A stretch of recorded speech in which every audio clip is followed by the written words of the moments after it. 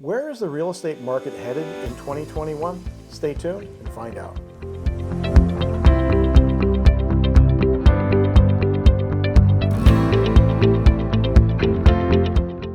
Wow, 2020 was a crazy year for the real estate market. Here in Sarasota, homes were flying off the shelves, often with multiple offers and at great prices. Is that going to continue into 2021? We're going to talk about that.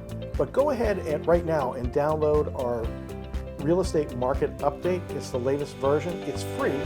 And also, while you're here, like and subscribe to our channel for more updates like this in the future. Okay, pardon me, I'm going to read some statistics because there's a lot to go over. First, let's talk about mortgages. The 30-year mortgage rate hit another record low at 2.65%. Now that's the 17th record low just last year. The Mortgage Bankers Association has said that they expect the rates to go up slowly, up until 2023, where it reaches a little bit over 4%. In fact, the latest update that I got has the rate going to about 2.79%. So we're seeing it start to go up. Existing home inventory is another factor. It's really low here in Sarasota. We have less than 2 months of inventory, making this a decided seller's market. Also, new home construction, a lot of the new home communities are so overwhelmed that they've stopped taking orders. So we have a shortage of inventory. Home prices are up. They're up about 18% over last year. The median home price has gone up from $310,000 to $360,000. Now, these prices are expected to go up more slowly this year, from about 3% to 4%. Now, the GDP growth is expected to exceed 3% according to the Mortgage Bankers Association, and unemployment is expected to continue to decline to about 6% in 2021. Residents continue to flock to Florida. We've just been voted, Sarasota has just been voted the #1 place in the United States to retire again.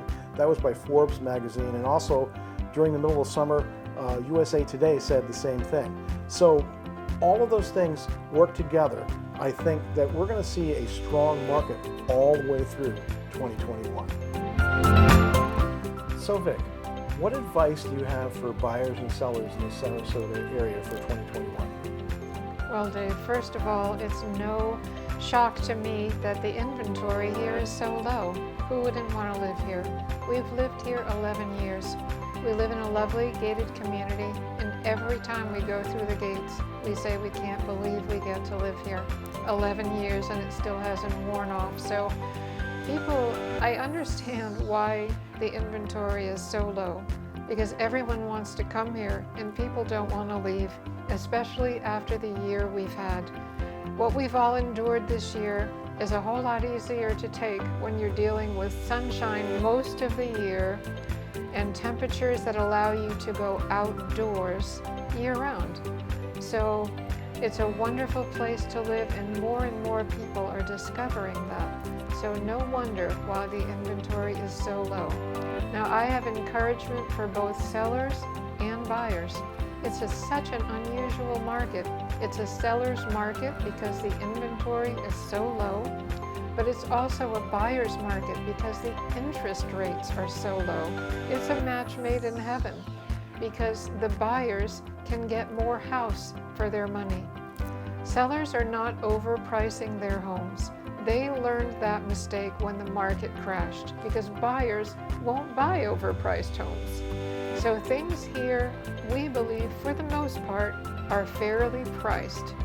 So I know it's hard for some buyers, and I've heard lately, "Oh, Vicki, I've never ever paid full price for a house." However, in this market, because the interest rates are so low, you're getting more house for the money. Right now, getting the deal is the deal. There can be multiple offers on nice properties. We've seen it time and time again. So it's definitely worth it because the interest rates are so low, it keeps the payments down, and you get to live here. So encouragement for both sides, buyers and sellers. Great time to sell, great time to buy. So besides the great weather, why are buyers so attracted to the Sarasota area? Well, Many reasons. It's affordability.